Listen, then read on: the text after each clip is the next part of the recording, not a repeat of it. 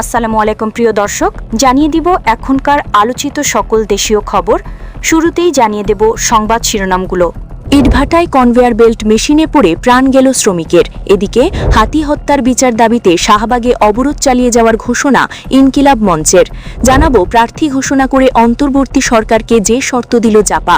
জানাবো সীমানা বিরোধের জেরে বৃদ্ধকে পিটিয়ে হত্যা। এবং সর্বশেষ জানাবো গভীর রাতে হাদির কবরের পাশে অঝরে কাঁদলেন আব্দুল হাই সাইফুল্লাহ।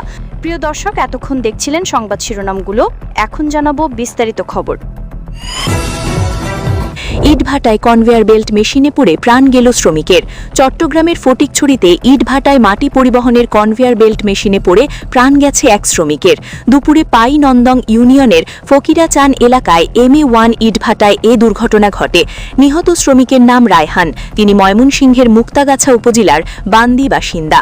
পুলিশ ও ভাটা সূত্রে জানা গেছে, রায়হান জীবিকার তাগিদে প্রায় 4 মাস আগে ফটিকছড়িতে এসে ওই ইটভাটায় শ্রমিক হিসাবে কাজ শুরু করেন।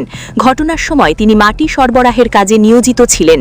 এক পর্যায়ে অসাবধানতাবশত চলমান বেল্ট মেশিনে পড়ে ঘটনাস্থলে তার মৃত্যু হয়। খবর পেয়ে ফটিকছড়ি ফায়ার সার্ভিস ও থানা পুলিশ এসে মরদেহ উদ্ধার করে। রায়হানের সহকর্মীরা জানান, তিনি ছিলেন শান্ত ও পরিশ্রমী। তাদের অভিযোগ, ইটভাটায় শ্রমিকদের জন্য পর্যাপ্ত নিরাপত্তা ব্যবস্থা ও ঝুঁকিপূর্ণ যন্ত্রপাতি ব্যবহারে যথাযথ সুরক্ষা না থাকায় এ দুর্ঘটনা ঘটে। এ বিষয়ে জানতে ভাটায় মালিক পক্ষের সঙ্গে মোবাইল ফোনে যোগাযোগের চেষ্টা করা হলে কল রিসিভ করা হয়নি। হাদি হত্যার বিচার দাবিতে শাহবাগে অবরোধ চালিয়ে যাওয়ার ঘোষণা ইনকিলাব মঞ্চের। ইনকিলাব মঞ্চের মুখপাত্র শরীফ ওসমান বিন হাদি হত্যায় জড়িতদের গ্রেপ্তারের আগ পর্যন্ত রাজপথ না ছাড়ার ঘোষণা দিয়েছে তার সংগঠন ইনকিলাব মঞ্চ। আজ হাদি হত্যার বিচারের দাবিতে রাজধানীর শাহবাগে অবস্থান কর্মসূচি থেকে এই ঘোষণা দেন সংগঠনের নেতারা। মঞ্চের সদস্য সচিব আব্দুল্লাহ আল জাবের বলেন, বিচার না হওয়া পর্যন্ত রাজপথেই থাকব। এই অবরোধ চলছে বিচার না হওয়া পর্যন্ত। যাব না যতক্ষণ পর্যন্ত হাদি হত্যার পেছনে যারা জড়িত, পরিকল্পনাকারী, হত্যাকারী, তাদের সবাইকে গ্রেপ্তার না করা পর্যন্ত আমরা রাজপথ ছাড়ছি না। আমাদের আর ঘরে ফিরে যাওয়ার সুযোগ নেই। শুক্রবার জুমার নামাজের পর শাহবাগে ইনকিলাব মঞ্চে সমবেত হয়ে অবরোধ কর্মসূচি শুরু করেন বিক্ষোভকারীরা। ওসমান হাদি হত্যার সুষ্ঠু বিচারের দাবিতে তারা বিভিন্ন স্লোগান দেন। বেলা 3টের দিকে ঢাকা মহানগর পুলিশের ট্রাফিক বিভাগ জানায়, ওসমান হাদি হত্যার বিচারের দাবিতে ইনকিলাব মঞ্চের বিক্ষোভকারীরা শাহবাগ মোড়ে অবস্থান নিয়েছেন। এতে শাহবাগ ক্রসিংয়ের সব রাস্তা বন্ধ হয়ে যায়। সে সময় সেখানে 5 শতাধিক মানুষ অবস্থান করেছিলেন। এর ফলে শাহবাগ এলাকায় যান চলাচল সম্পূর্ণভাবে স্থবির হয়ে পড়ে। যদিও আশেপাশের কিছু রাস্তায় সীমিত আকারে যান চলাচল করছিল। এই প্রতিবেদন লেখা পর্যন্ত রাত 8টা পর্যন্ত শাহবাগ মোড়ে অবস্থান কর্মসূচি অব্যাহত ছিল। এতে New Market, Elephant Road, Farm Gate ও রমনা এলাকায় যান চলাচল বন্ধ হয়ে যায়।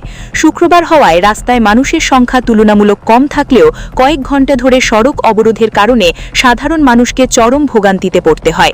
অবরোধ কর্মসূচিতে ওসমান হাদির ভাই শরীফ ওমর বিন হাদি বলেন, সরকারের অবস্থা দেখে বোঝা যায় বিচার নিয়ে তাদের কোনো আগ্রহ নেই।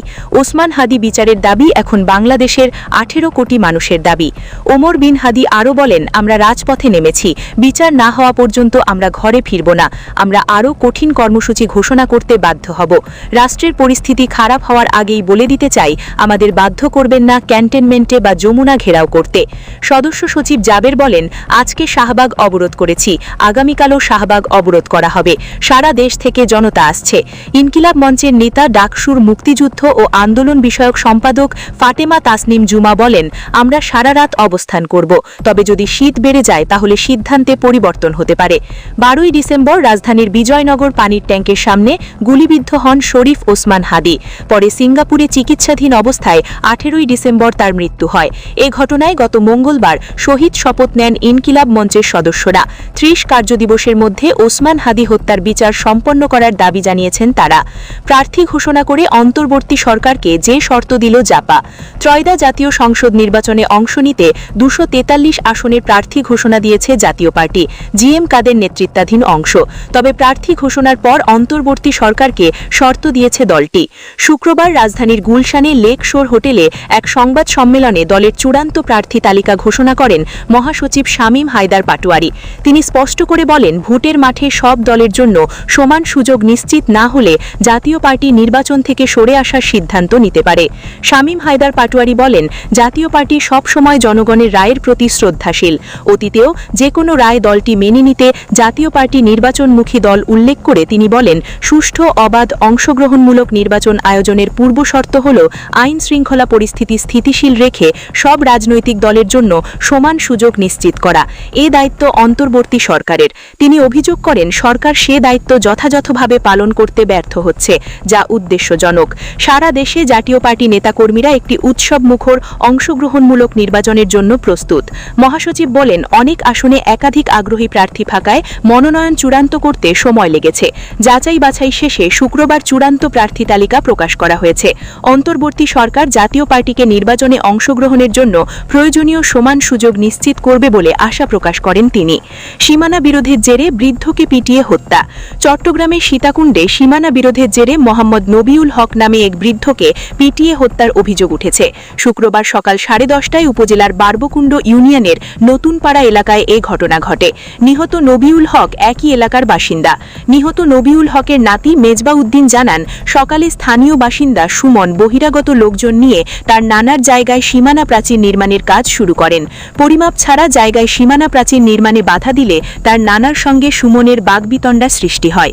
এক পর্যায়ে সুমন তার নানাকে এলোপাথারি পেটানোর পর ইটে দিয়ে মাথায় সজোরে আঘাত করেন। এতে নাক মুখ দিয়ে রক্ত বের হওয়ার পাশাপাশি সংজ্ঞাহীন হয়ে তার নানা মাটিতে লুটে পড়লে সুমন ও তার স্ত্রী সহ অনুসারীরা পালিয়ে যান। এই ঘটনার পর তার নানাকে উদ্ধার করে সীতাকুণ্ড উপজেলা স্বাস্থ্য কমপ্লেক্সে নিয়ে গেলে কর্তব্যরত চিকিৎসক তাকে মৃত ঘোষণা করেন। নিহত নবিউল হকের মেয়ে সাজেদা আক্তার জানান, জায়গাটি নিয়ে সুমনের সঙ্গে তাদের দীর্ঘদিন ধরে বিরোধ চলে আসছিল।